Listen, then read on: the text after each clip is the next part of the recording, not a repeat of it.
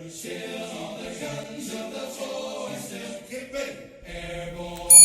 you for sharing, and subscribing. It's free for you, but it really helps out the channel. And today on Have a Knife Day, we're here at Blade Show 2026. We're at McNees Knives. Introduce yourself and let's talk about these beautiful blades. All right, my name is Jonathan McNees, McNees Knives. So this year we have something brand new. We've got our smaller model of the Dixon, the Little Dixon.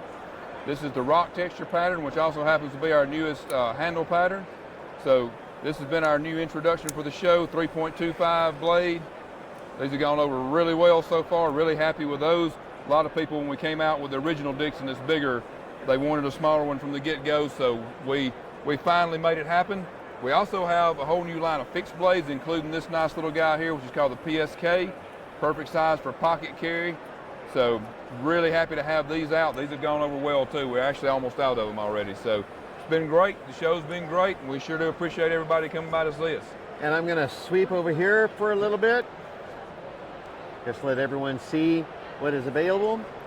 And the good thing is on the way over to descriptions, you can click subscribe, and I will put all relevant links so you can check out McNees.